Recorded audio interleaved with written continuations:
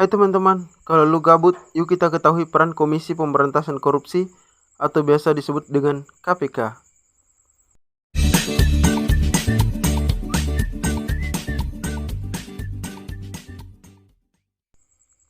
Sebelum kita ketahui tugas dari KPK, yuk kita ketahui pengertian dari KPK itu sendiri.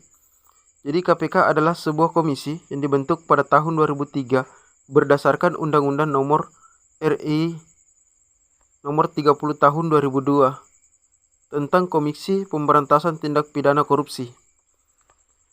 Adapun tujuan dibentuknya KPK adalah untuk mengatasi, menanggulangi, dan memberantas para korupsi. Nah, adapun tugas dari KPK, yang pertama, koordinasi dengan instansi yang berwenang melakukan pemberantasan tindak pidana korupsi.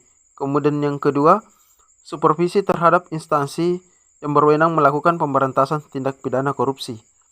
Kemudian yang ketiga, melakukan penyelidikan, penyidikan, dan penuntutan terhadap tindak pidana korupsi. Kemudian yang selanjutnya, melakukan tindakan-tindakan pencegahan tindak pidana korupsi.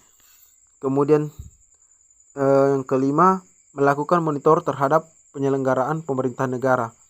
Selain daripada memiliki tugas, teman-teman, komisi ini juga memiliki beberapa wewenang loh. Yang pertama, mengordinasi penyelidikan, penyidikan, dan penuntutan tindak pidana korupsi. Kemudian yang kedua, menetapkan sistem pelaporan dalam kegiatan pemberantasan tindak pidana korupsi. Kemudian ketiga, meminta informasi tentang kegiatan pemberantasan tindak pidana korupsi kepada instansi terkait. Terus selanjutnya melaksanakan dengan dengar pendapat atau pertemuan dengan instansi yang berwenang melakukan pemberantasan tindak korupsi. Kemudian meminta laporan instansi terkait pencegahan tindak pidana korupsi. Nah, untuk menjalankan tugas dan wewenangnya, KPK berpedoman pada asas yang pertama, asas kepastian hukum, yakni asas dalam negara hukum yang mengutamakan landasan peraturan perundang-undangan, kepatuhan, dan keadilan dalam setiap kebijakan menjalankan tugas dan wewenang KPK itu sendiri ya.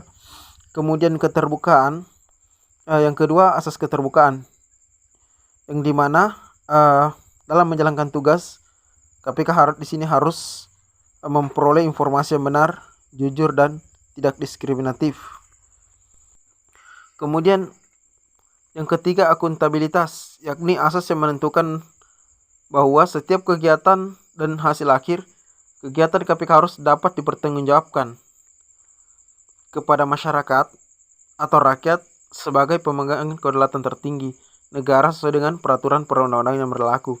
Kemudian kepentingan hukum, yakni asas yang mendahulukan kesejahteraan umum dengan cara yang aspiratif, akomodatif, dan selektif. Kemudian yang kelima, proporsionalitas, yakni di sini asas yang mengutamakan keseimbangan antara tugas, wewenang, tanggung jawab, dan kewajiban KPK. Jadi seperti itu tugas dan wewenang peran Komisi Pemberantasan Korupsi atau biasa disebut dengan KPK. Terima kasih telah menonton video saya. Jangan lupa klik like dan subscribe.